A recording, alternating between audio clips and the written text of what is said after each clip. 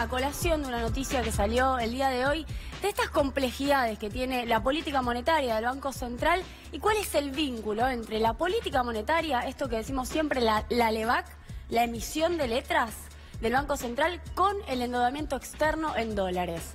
Vamos a repasar algunos números. El Banco Central en septiembre ya emitió 62.100 millones de pesos.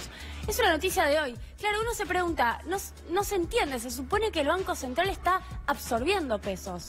Y además, el Tesoro, una cosa, yo sé que esto es difícil, ¿no? Pero una cosa es el Banco Central, es una entidad autónoma, y otra cosa es el Tesoro, que es directamente el Ministerio de Economía, el Estado Nacional, y particularmente a cargo del Ministerio de Economía, ya emitió en deuda 8.220 millones de dólares, solamente en septiembre. Vamos a la siguiente placa. Me gustaría que con mucha cautela podamos entender qué es lo que está pasando en términos macroeconómicos. Esto sí es una típica explicación macroeconómica. Vamos a arrancar por acá. Para el gobierno nacional hay un problema que es heredado, que es el déficit fiscal. Básicamente los recursos del Estado son negativos, entra mucho menos de lo que sale. ¿Por qué básicamente? Bueno, porque bajaron impuestos a los ricos, uno podría decir. ¿Cómo financia el déficit del gobierno nacional? Con endeudamiento externo. Este contador de deuda, más de 100.000 millones de dólares de deuda en casi 2 años. ¿Qué pasa con...? Y acá viene la clave, que en general no se entiende. ¿Qué pasa con los dólares? ¿Cómo los dólares entran a la Argentina? Bueno, el Banco Central emite pesos. Se da vuelta, emite pesos, agarra los dólares, que en general forman parte de las reservas, o se fugan. A cambio de esos dólares que entran por deuda, emite pesos. Es decir, expande la base monetaria. Esta operación de expansión de la base monetaria, primero la hace el Banco Central como correlato de la deuda. ¿Cómo absorbe esos pesos el Banco Central? Bueno, sube la tasa de interés y emite letras.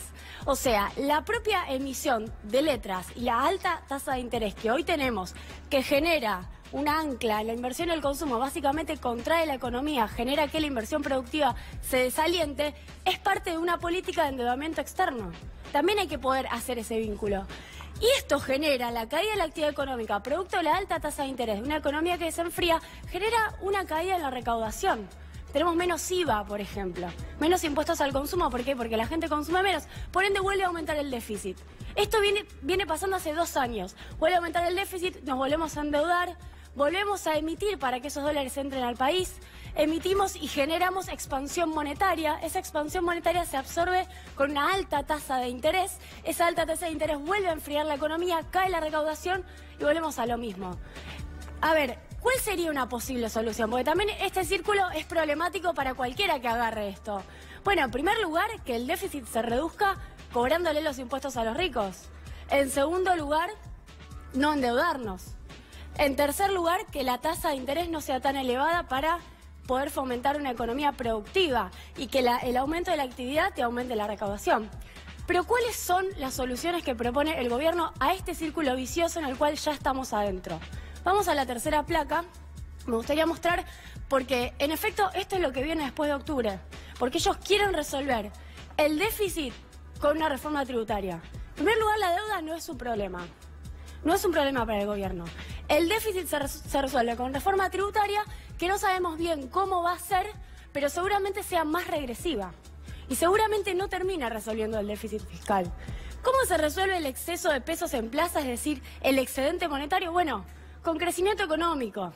Vamos a crecer. En teoría vamos a crecer también traccionados por el endeudamiento externo. ¿Y qué hacemos con la esterilización vía LEBAC? Es decir, con esa alta tasa de interés que nos genera una ola de vencimientos mensual. Bueno, posiblemente hagamos un canje compulsivo, posiblemente extendamos los plazos, que es lo que ya están haciendo, con una tasa más alta para los 274 días de LEBAC.